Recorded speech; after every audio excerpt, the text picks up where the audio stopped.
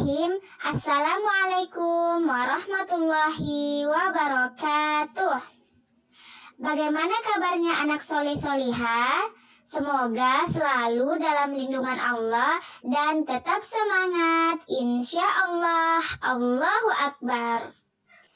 Hari ini kita akan belajar tema 2, menyayangi tumbuhan dan hewan.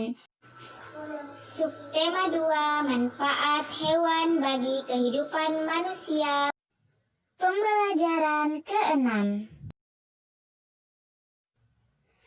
Menemukan pesan dari dongeng bergambar. Ayo ingat kembali. Dongeng merupakan cerita yang tidak benar-benar terjadi. Kita dapat menemukan pesan dari dongeng yang kita baca atau dengar. Ayo membaca.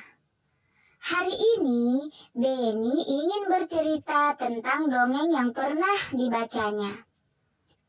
Beni terkenal pandai bercerita di antara teman-temannya. Ia bercerita tentang kuda dan keledai. Kuda dan keledai adalah hewan yang digunakan untuk mengangkut beban. Juga sering digunakan untuk alat transportasi. Apakah kalian ingin tahu ceritanya? Yuk kita baca dan simak dongengnya. Kuda dan keledai yang syarat dengan beban. Pernah ada seorang pria yang memelihara seekor kuda dan seekor keledai. Kebiasaan pria tersebut memuati keledainya dengan beban yang berat. Keledai tersebut terhuyung-huyung karena beban yang terlalu berat. Sementara kuda berjalan dengan beban yang ringan. Pada suatu hari, mereka melakukan perjalanan. Keledai berkata kepada kuda, "Maukah kamu mengangkut sebagian dari beban saya? Saya merasa tidak enak badan. Jika kamu mau membawa sebagian bebanku, mungkin saya akan cepat sembuh. Beban yang terlalu berat ini bisa membunuhku." Kuda hanya menendang-nendangkan kakinya. Ia berkata kepada keledai agar tidak usah mengeluh. Ia tidak mau diganggu dengan kata-kata keluhan. Keledai terhuyung-huyung selama berjalan setengah kilometer. Tiba-tiba ia jatuh ke tanah dan mati. Si pemilik datang dan hanya bisa berpasrah dengan apa yang telah terjadi. Ia melepaskan beban dari keledai yang telah mati. Semua beban ditempatkan di atas punggung kuda. "Aduh," keluh kuda saat dia merasakan beban berat. Beban bertambah dengan berat tubuh keledai yang telah mati. "Sekarang saya mendapatkan ganjaran karena sifat saya yang jelek. Saya menolak menanggung sebagian beban keledai. Sekarang saya yang harus membawa seluruh beban. Ditambah dengan berat tubuh teman saya yang malang ini." Keberagaman sifat tetangga di lingkungan sekitar. Setiap orang memiliki sifat yang berbeda satu sama lain. Misalnya, orang-orang yang kita temui di rumah, sekolah, atau lingkungan sekitar. Pada pembelajaran sebelumnya, kamu telah mempelajari keberagaman sifat dari orang-orang yang kita temui di rumah dan sekolah. Sekarang, kita akan melihat keberagaman dari orang-orang yang tinggal di lingkungan masyarakat sekitar kita. Sebagai anggota masyarakat yang baik, kita sebaiknya memiliki rasa toleransi dan menghormati setiap perbedaan yang ada. Dengan keberagaman, kita belajar untuk saling menghargai dan menghormati perbedaan sifat yang dimiliki satu sama lain. Ayo menulis. Beni dan Edo pulang sekolah bersama-sama. Di jalan, mereka menemukan seekor kucing yang jatuh ke selokan. Benny menolong kucing tersebut dan membawanya pulang ke rumah. Edo tidak mau membawa kucing tersebut. Ia geli pada bulu kucing.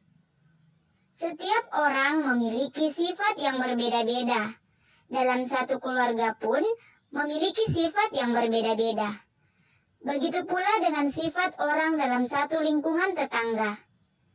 Di lingkungan sekitar rumahmu ada banyak tetangga. Setiap tetangga memiliki sifatnya masing-masing. Soal cerita yang berkaitan dengan sifat pertukaran pada perkalian.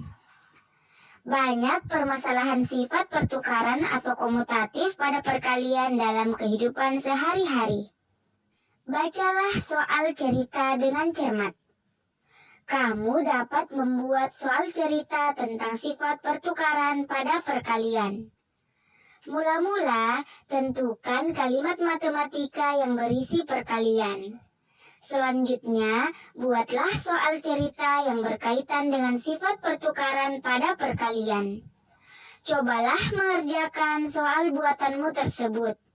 Setelah kamu menyelesaikan soal cerita buatan sendiri, cobalah untuk membuat soal cerita lain. Ayo berlatih. Saat liburan, Benny dan sepupu-sepupunya menginap di rumah nenek.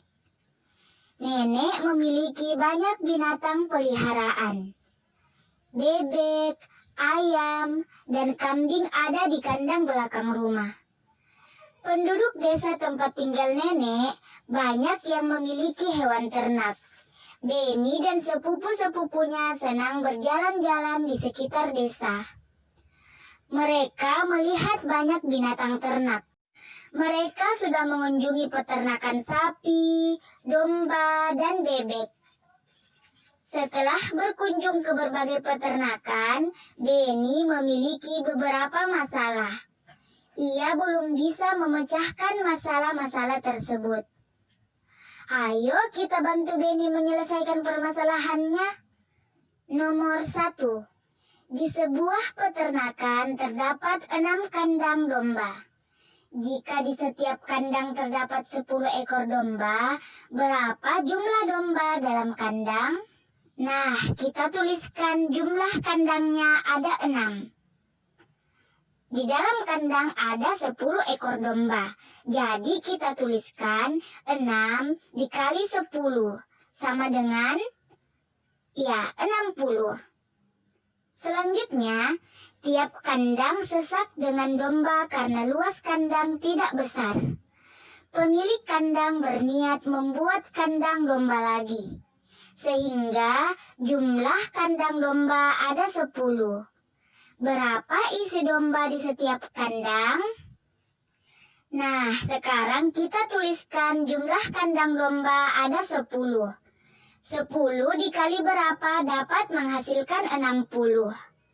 60 ini dihasilkan dari jumlah keseluruhan domba. Berapa dikalikan 10 dapat 60? Ya, benar sekali.